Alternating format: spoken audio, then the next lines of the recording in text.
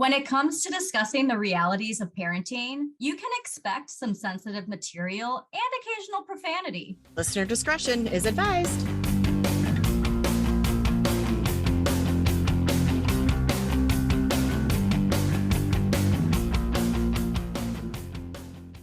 Welcome to Anonymous Mom, a podcast where two childhood friends reconnect to discuss mom life, adulting, and everything in between. And today we are talking holiday magic. Is there a thing? Is it? Well, if you think about holiday magic, it's a magic trick, and magic tricks are illusions. And the illusion is that this holiday stuff just happened. Well, it doesn't. Really? Like, well, that's what I'm hoping for this year. Didn't discover it until having a kid. You know, it is one of those things where until you actually are the person having to have that job, if you will. Yeah. And I can't forget, I forgot my song already. And it's feeling even more because we're actually re-recording this because no, it's okay. But I screwed up. So I forgot to hit record and it'll never happen ever again. So that's the lesson that was learned. I'll never forget to hit record ever fucking again. So it's the most stressful time of the year with kids screaming and yelling and parents needing a beer. It's the most stressful time of the year. Sing it, girl. It is 5 o'clock somewhere because I'm going to have a beer after this. That would have been better if you actually had should have opened it. The full moon is coming and this is what we're getting. This is what's happening. Yeah. So. All right. So what does holiday magic look like in your household? Well, this year I'm really trying to do more experiences than gifts because my girls get a lot and they're at the age where it's really hard to shop for them because it's like clothes or bigger items and stuff like that. And they get spoiled because they're the only grandkids for my parents. And then my brother spoils them. So their big ticket items are already taken care of. Nice. Yeah. I mean, isn't that great when you have it is family that can kind of tag in, tag team it. Yeah. And also, too, I sometimes feel like my girls, it's like Christmas year round for them. And I hate that, but I'm grateful for it all. This is where I start to go, why do we spend this money? But yet seeing Christmas presents under the Christmas tree gives you that it's Christmas, you know? Yeah. Mm-hmm. So it's what those little things. Right. Maybe I should just start wrapping empty boxes. Or really tiny things in big boxes. Yeah. So what does holiday magic look like for you? Well, last year and this year, holiday magic is Dollar Tree magic. And I fucking love that. I know. And it's not, because same thing where I buy her stuff all year round, but like you said, I like having a lot of gifts under the tree. But right now I'm not in a position to buy a lot of. Well, and how financially responsible of yourself for doing that. It's not really. The reason I am in the place I am is because I'm not financially responsible. But you learn, just like I will always press record now. But she doesn't know the difference between a Dollar Tree Lego set and, honestly, no joke.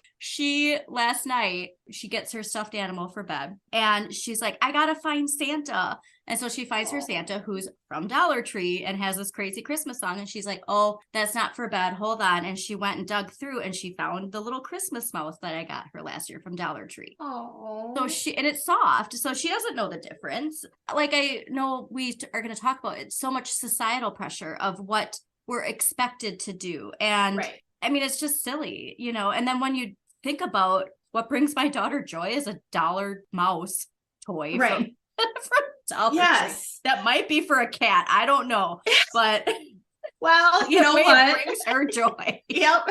I also think you see all these people, and this is again like celebrity style with social media. Oh, and stay tuned for next week's episode, which will be diving into Oprah's favorite things, and I'm really excited for that. Yeah, I am excited I do love me some Oprah. I want to meet Oprah one day. So hopefully this will bring us closer. If you're not listening, don't look yet because we have a surprise. So don't look at Oprah's list yet if you haven't. I haven't even looked either because I did, and there's a big surprise. So please, if you're listening, do not look at Oprah's list and follow along with us when we go through it next week. I'm excited. But the thing, like, we see is people posting all of this stuff that they're doing, and it is hard to not see that and go, oh, maybe we should do that. Oh, maybe we should get matching pajamas and take a picture.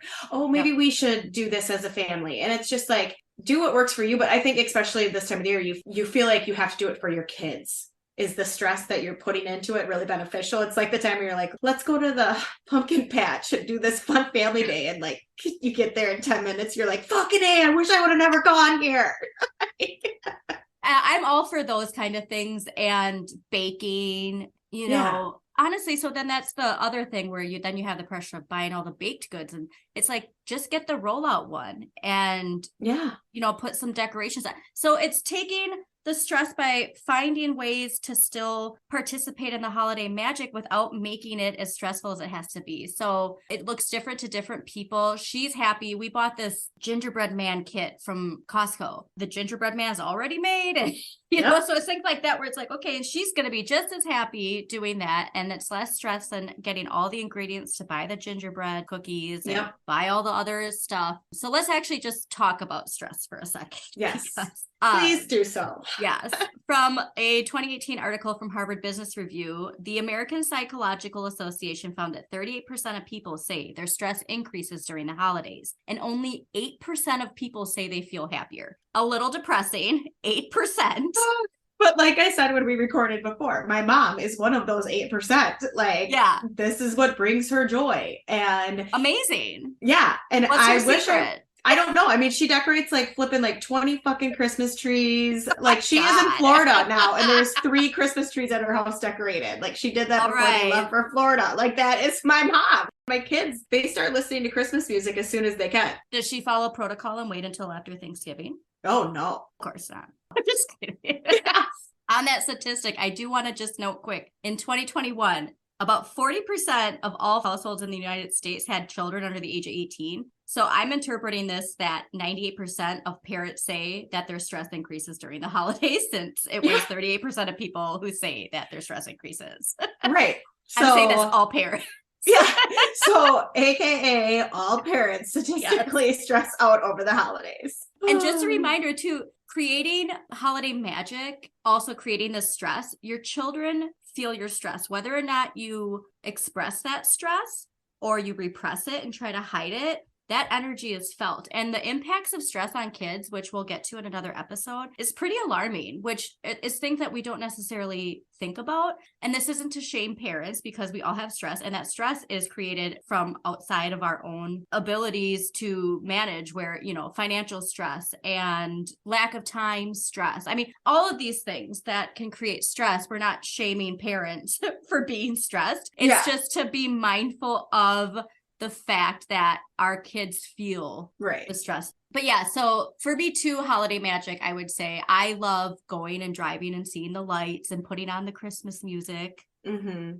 But like all of these things, I enjoy being the passenger, if you will. The observer. Yeah. So you're kind of like a child.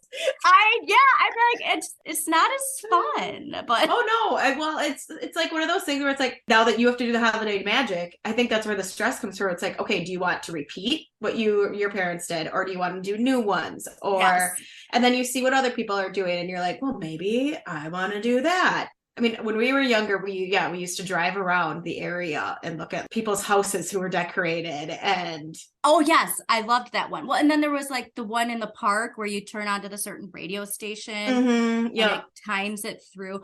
And those are things where those are traditions that I love. And tradition is routine, and routine is important to kids. And so it is important, I feel, that we do take on this, but it's how we take it on that I think we need to be mindful of. Not doing it just to do it, but doing it because of the memories, and not only the memories, but that is satisfying to you. So like you said, finding, if we need to find new traditions, then we find new traditions. Yeah. And that's like, I didn't do gingerbread men, I don't think, when I was a kid. We did cookie decorating, but we didn't do gingerbread houses and gingerbread men. And I don't think we did either. But like we talked about in the prior episode, when we actually recorded about the nativity scenes, and like how that was such a big part of our childhood. Christmas like my mom had, or not the nativity scenes, but and so just again, let everybody know, Tree. You can get a Metropolis at the Dollar Tree for like $15. So if you want to partake in that, I highly recommend it. That's where we got ours. Well, I remember there was certain ones that we couldn't touch. Like there were you knew they were the expensive ones that you couldn't touch. So mom had to put those in place. And then there was like the fake snow and all of that. Like that's what I remember. And okay, so I was quite a tomboy growing up too. And I was just trying to think, I'm like, God, what present did I remember getting? I got a tool belt and I was so jacked. I got a tool belt because I can't think of like easy bake oven for me. That was one that was like a big. I think I actually had two because I think I might have messed up the first one. Well, like trying to bake things that were not supposed to go in there. Oh, the Holiday Village though. Thank you. It's in my crawl space that I can't get to because it was shoved back too far by somebody else and now I can't reach it. But I am excited to put the Holiday Village. But yeah, same thing in my household because my mom, it was the ceramic. Yep. And she still has it. My mom had like a Christmas closet full of everything. Like this was at our old house where our house that wasn't it was just the day that opened up was the day but then it was also the day that stress started to come because we hosted all the Christmases. Okay, now get the house clean, don't mess up, you know. And it helps when there's teamwork, you know, that does make a difference. And so, trying to create all that, you know, as a single parent and where it's just take a step back. She's fine with the little things and that I'm lucky, but I think that stress is put on by ourselves because we think that kids need certain things or a certain status or whatever. And she's just, like I said, Dollar Tree Santa Mouse, probably a cat toy. She like loves I said, wrap up, take some of those toys away this week and they can get them on Christmas or ever open. Yes, I stock her stocking with those things too, you know, and obviously like not everything's for the Dollar Tree, but then it's at least more bountiful and I have no shame. So I hope other parents just know, like, don't have any shame about it. But seriously, the Christmas Village, go get it if they still have it because it's so fun. And then those are things, you know, we weren't allowed to touch because they were the ceramic collectible. And these are just, you know, she can play with it and play with the things. And there's not that heightened stress then too, that this costs money because it didn't, just look. You know? Don't touch, just look. Just look at it. It's like it's meant to be played with. There's tiny little people and you want to play with them. But so like that is just like the epitome of holiday. So once we get past that holiday magic, then we get to the stress of resolutions, which is the perfect time to let everybody know that we have decided to push back our meal prep pact to February, but hear us out because there is reasonings behind this. Even though I told no matter what, we were doing it in December. And I talked her out of it because I had some good points. I had some good sticking points. You can always talk me out of something if it's valid reasoning, and this is valid. And so this started making me think the fact that we do resolutions in January is absurd.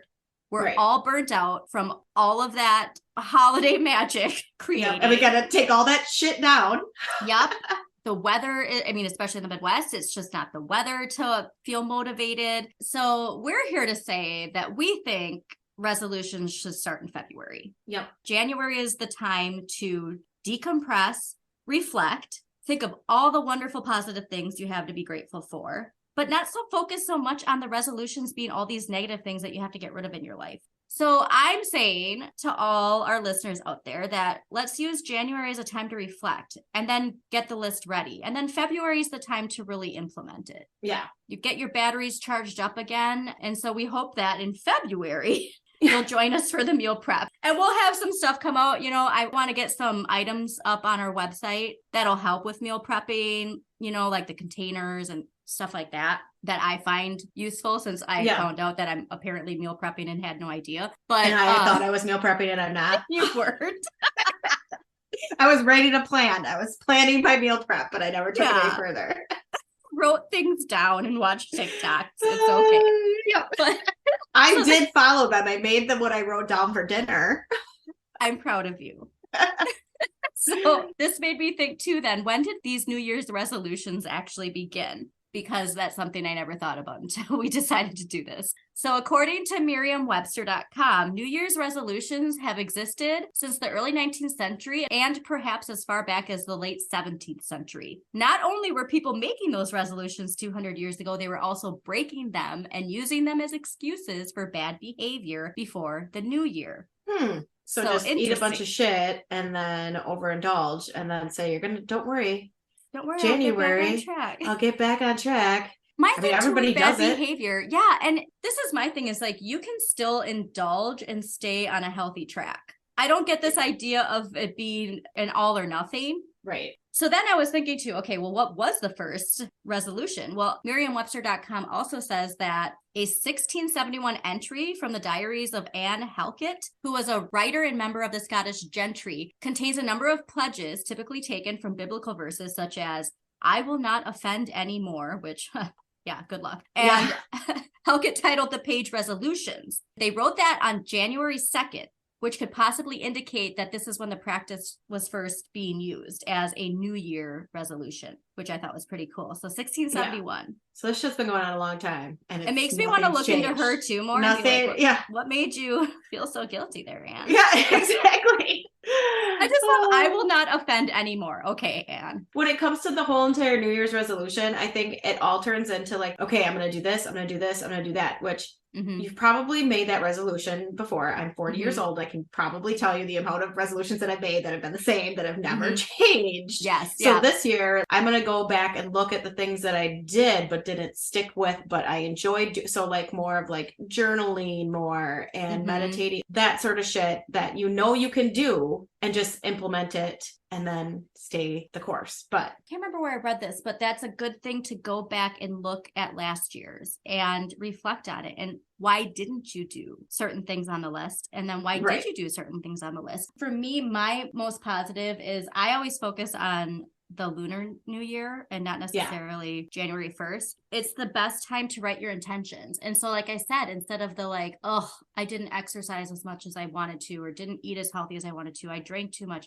Well, I mean, that one probably, keep on there. But or all these things where it's just, like feeling bad about yourself. And it's like, what are the things that you want to continue? Maybe start with that. What are great things that you did this year? Or do like something that you want to try that's new, that's fun, that's not rigid, or that you have to like get up at 5 a.m. and work out, do that, do something fun. Like I'm going to try, I don't know. That's a good point, because I want to remind people working out and stressing yourself out about it is way worse than like not doesn't work. Right. Yeah, you're like not even working out then after that. Yeah. Working out is meant to relieve stress. So if you're doing it because you're stressed about not doing it, go for a walk instead. Yeah. And apparently too, like only 23% of people in America say that they actually wanted to do a New Year's resolution. So it's definitely dived a little bit since. Which is good. Thank freaking God. Yeah. Living healthier is the biggest one.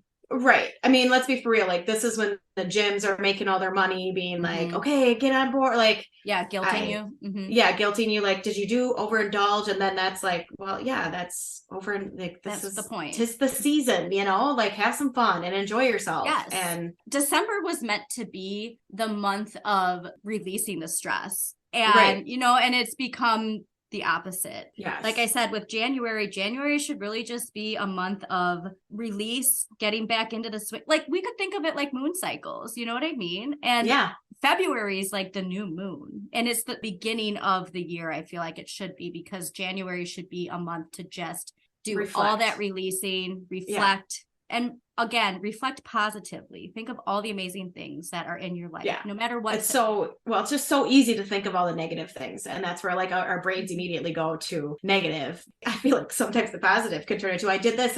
And I'm like, well, why did I stop doing that? And then immediately go to negative again. And it's like, no, just write it down. That's one of the biggest things I think too, is write it down, because visually writing it or doing it and writing it out is so powerful. Yep. Well, it looks like we're running out of time, but I want to ask people to share what their idea of holiday magic is, because I think this could be fun too. I'm sure we could find some new ideas from what other people do. I love hearing other traditions. Have you gotten a tree? Yeah, I use a fake one. Oh, you got a fake one. Okay, yeah. See, I'm still. We used to do real, but then real tree. I just got rid of my one from last year. I spent out on the deck this whole time because I liked it. So you were really embracing that holiday magic. I embrace it all year round. It was dead, but it looked cool. It was like copper color. Just got rid of it, I think 3 weeks ago, just so that I could have room for the new tree. Is that weird? Oh my God. It's weird. It's a little, but it's cool. I mean, I love that you embrace that. Anyways, that's all the time we have. Sure, there was probably other stuff we talked about in the other one, but whatever. I'll save that stuff and then maybe we can have somebody go through it. Yeah. And pick it apart. And make it sound. This is just where our holiday stress shows. Like, this really is showing. This is really showing. The perfect example of holiday stress.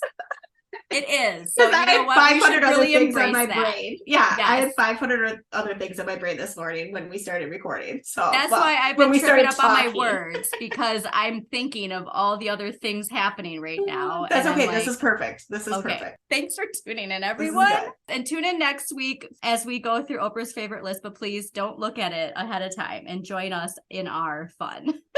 Thanks for tuning in to Anonymous Mom. Have a question you want answered or a topic you'd love for us to discuss? Email us at anonymousmompod@gmail.com. Or if you want to remain anonymous, join our Facebook group, Anonymous Mom, where you can post your topic or question anonymously. Thanks for listening.